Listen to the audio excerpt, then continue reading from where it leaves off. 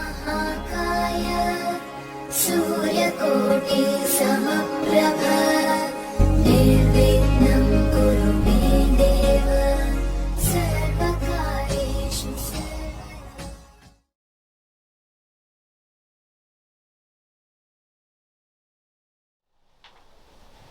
मेरे बहुत ही प्रिय और बेहद सम्मानित साथियों, हृदय की असीम गहराइयों से अभिनंदन, बहुत बहुत हार्दिक स्वागत। साथियों, ये नवीन श्रृंखला, इस श्रृंखला के माध्यम से आप ये जान पाएंगे कि क्या आपकी शादी, आपका विवाह नॉट आउट रहेगा या दुर्भाग्यवश आपको हो जाना पड़ेगा क्लीन बोल्ड। ये दोनों ही स्थितियां आपकी समझदारी पर ही निर्भर करती हैं। यदि आप पूर्ण रूप से कुंडली मिला करके, केवल गुण नहीं कुंडली मिला करके विवाह संपन्न करते हैं, तो कोई दुनिया की ताकत ऐसी नहीं है जो आपको बीच में क्लीन बोल्ड कर दे।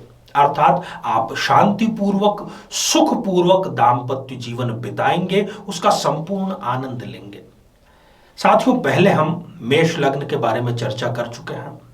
आगे के एपिसोड्स में हम दूसरे सभी लग्नों के बारे में चर्चा करेंगे।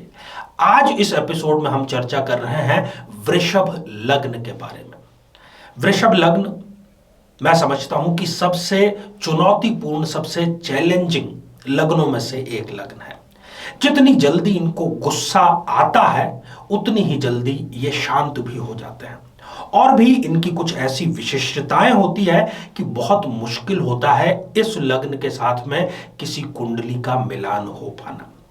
साथियों, हम कुछ बिंदुओं पर चर्चा करेंगे जिसमें कुछ पॉजिटिव और कुछ नेगेटिव दोनों ही बिंदु शामिल होंगे। इसलिए आप इसको पूरा इत्मीनान के साथ में, पूरा शांति के साथ में देखें और अपनी जन्म कुंडली हाथ में लेकर के जरूर बैठें। साथियों, इस पर हम चर्चा करें इससे पहले एक बेहद जरूरी सूचना कि हम हमारे प्रत्येक एपिसोड के अंत में किसी न किसी जातक के प्रश्न का उत्तर देते हैं और ये प्रश्न हमें प्राप्त होते हैं आप लोगों के ही द्वारा YouTube कमेंट के माध्यम से। साथियों, जब भी आप अपना कमेंट लिखें, उससे ठीक पहले #आचार्य चंद्रकांत इस शब्द का प्रयोग जरूर करें। और साथ ही बेहद आसान सा प्रश्न जो इसी एपिसोड के अंत में आपसे पूछा जाएगा, इसी एपिसोड से संबंधित होगा, उसका सही उत्तर साथ में लिखा हुआ होना जरूरी है। तो आइए साथियों, बिना किसी देरी किए हम जन्म पत्रिका के माध्यम से इन रहस्यों का उद्घाटन करें। साथियों, ये आप स्क्रीन पर 2 जन्म पत्रिकाएं देख पा रहे हैं। सबसे ऊपर जो जन्म पत्रिका है, ये वृषभ लग्न की जन्म पत्रिका है, 2 नंबर से प्रारंभ हो रही है। नीचे जो जन्म पत्रिका है, अभी हमने उसको फिलहाल खाली रखा है। वृषभ लग्न आपकी जन्म पत्रिका है। आप चाहे जातक हो या जातिका हो, अर्थात आप स्त्री हो या पुरुष हो, दोनों पर ये बातें समान रूप से लागू होती हैं। साथियों, ये जो हम बिंदु बतलाने जा रहे हैं, ये आपके कुंडली मिलान के प्रोसेस को लगभग पूरा कंप्लीट कर देती है। मैं समझता हूं कि यदि इन सभी बातों का भी ध्यान रख लिया जाए तो कुंडली मिलान आपका लगभग पूरा हो गया। फिर भी आपको किसी विद्वान की सलाह जरूर लेनी चाहिए। आइए सबसे पहले हम एक एक करके उन बिंदुओं पर चर्चा करें जो कि वृषभ लग्न के जातक के विवाह को नॉट आउट, अर्थात सुखपूर्वक जीवन भर बरकरार रखने का कार्य करती है। सबसे पहला बिंदु है कि ये जो जातक या जातिका है, ये वृषभ लग्न के ही जातक या जातिका से यदि कुंडली का मिलान करता है, यदि इसका जीवन साथी भी वृषभ लग्न का ही हो, तब फिर मिलान की बाधाएं लगभग समाप्त हो जाती हैं। बहुत कुछ छोटी बड़ी जो कि गुण से संबंधित है, वो इतना ज्यादा सरोकार नहीं रखती है। साथियों, वृषभ लग्न का जो जातक या जातिका होती है, वो सत्य वचन हमेशा बोलता है।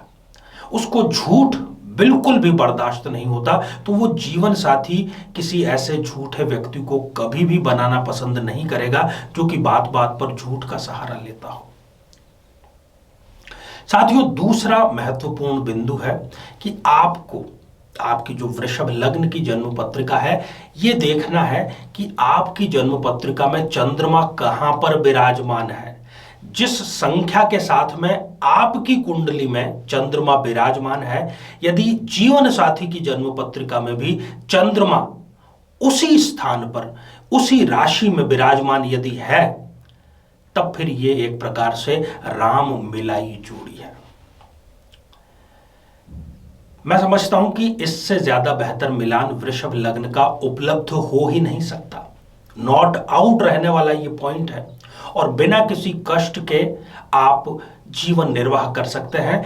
और एक और बहुत खूबसूरत बात कि आप जीवन साथी के मन की बात यदि जान लें। देखिए, हमें कितनी प्रसन्नता होती है यदि हमारे मन में कुछ चल रहा है, हमें जिस चीज की आवश्यकता है, और कोई व्यक्ति आकर के कहे और हमारे सामने प्रस्तुत कर दे यदि वो वस्तु, तो हम प्रसन्नचित्त हो जाते हैं। ऐसा ही जीवन साथी यदि ये समान राशि में अपनाते हैं तो इनको मिलता है, जो जीवन साथी इनके मन की बात बिना इनके कहे उजागर कर देता है। साथियों, तीसरा बिंदु है, यदि इन दोनों ही जन्म पत्रिकाओं के द्वितीय या सप्तम भाव, सप्तम जो कि जीवन साथी का भाव है, द्वितीय जो कि ससुराल पक्ष से संबंधित रखता है, यदि इन दोनों ही भावों में किसी भी प्रकार के और किसी भी संख्या में पाप या क्रूर ग्रह हों, राहु, केतु, शनि, मंगल या सूर्य, तब फिर इन दोनों की गाड़ी बहुत बेहतरीन ढंग से चलती है। ठीक उसी प्रकार से कि जो रेलगाड़ी जब चलती है साथियों, तो जो दोनों पटरियां हैं वो दोनों पटरियां पैरेलल होती है। कोई एक दूसरे से ऊंची या नीची नहीं होती, कोई एक दूसरे से अधिक लंबी या चौड़ी नहीं होती, बिल्कुल समान होती है। वैसी ही इनकी शानदार एक दाम्पत्य जीवन यहां पर स्पष्ट रूप से नजर आता है। कला के भी ये लोग बहुत जबरदस्त प्रेमी होते हैं। द्वितीय या सप्तम भाव में जब भी व्यक्ति के पाप ग्रह हो तो वो कला प्रेमी होता है, और उसको यदि ऐसा ही जीवन साथी मिल जाए तब फिर कहना ही क्या। साथियों, चौथा सबसे महत्वपूर्ण बिंदु यहां पर है कि आपको अपनी जन्म पत्रिका में, वृषभ लग्न की जन्म पत्रिका में यह देखना है कि शुक्र देव आपके किस संख्या में विराजमान है। यदि उसी संख्या में भावी जीवन साथी के चंद्रमा विराजमान है, तब फिर ये बहुत ही खूबसूरत और शारीरिक और मानसिक रूप से ऐसी जोड़ी मिलना मुझे नहीं लगता कि बहुत आसानी से किसी की मिलती होगी। साथियों, पांचवा, और किसी भी प्रकार से इस बिंदु को कम आंकना गलती होगी, वृषभ लग्न का जो जातक या जातिका है उसको वृश्चिक राशि की जातक या जातिका से विवाह संपन्न करना चाहिए। वो उसके लिए भाग्योदय कारक साबित होगा। आइए साथियों, अब दो ऐसे बिंदुओं पर चर्चा करें जो कि वृषभ लग्न के जातक को विवाह के क्षेत्र में क्लीन बोल्ड करने का कार्य कर सकती है, अर्थात उसको तलाक की स्थिति कर लाकर खड़ा कर सकती है। इनको भूल कर भी मेष राशि, तुला राशि और धनु राशि, इन तीनों राशियों से शादी नहीं करनी चाहिए। इनको हमेशा हमेशा के लिए क्रॉस या कैंसिल करना ही इनके लिए बेहतर है। दूसरी बात, आपको अर्थात वृषभ लग्न के जातक को जो महादशा चल रही है वो महादशा आपके भावी जीवन साथी की नहीं होनी चाहिए। यदि दूसरे शब्दों में इसको कहा जाए तो जिन दोनों का विवाह संपन्न होने जा रहा है उन दोनों के विवाह के समय दोनों को किसी भी एक ग्रह की महादशा जारी ना हो। तो साथियों, श्रृंखला हमारी जारी है। आप लोग इसी प्रकार से अपना स्नेह, अपना प्रेम बरसाते रहे। आइए अब हम बढ़े आज के हमारे कमेंट के चरण की ओर। आज हमने कमेंट शामिल किया है अक्षय साहू जी का, जो कि उन्होंने लिखा है बालोद छत्तीसगढ़ से। अक्षय जी, आपने जानना चाहा है कि आपकी शादी कब संपन्न होगी। इस वर्ष अर्थात 2021 के पश्चात अर्थात 2022 में आपका विवाह जरूर संपन्न होगा। किसी प्रकार के उपाय करने की जरूरत नहीं है, कुछ उपाय स्वयं ग्रह आशीर्वाद के रूप में देते हैं। तो आइए साथियों, अब आज का बेहद ही आसान सा प्रश्न। आज हमने चर्चा की कुंडली मिलान की, वृषभ लग्न की, शादी के नॉट आउट रहने की। तो शादी के नॉट आउट रहने के दौरान हमने कितने बिंदुओं की चर्चा की है? नॉट आउट की, केवल क्लीन बोल्ड वाले नहीं, नॉट आउट रहने की, उसी की संख्या आपका उत्तर होगा। साथियों, आप सभी स्वस्थ, समृद्ध और शांतिपूर्वक जीवन व्यतीत करें। नमस्कार। जीवन में किसी समस्या का सामना कर रहे हैं, जैसे कि शादी में देरी होना, पति पत्नी में मनमुटाव या तलाक तक की नौबत आ जाना, संतान का प्राप्त न हो पाना, नौकरी या धन प्राप्ति में बाधा आना, जीवन के प्रत्येक क्षेत्र में किसी न किसी प्रकार की बाधा आना, तो आज ही अपनी जन्म पत्रिका का संपूर्ण विश्लेषण करवाएं और पाएं समस्या से सदैव के लिए मुक्ति।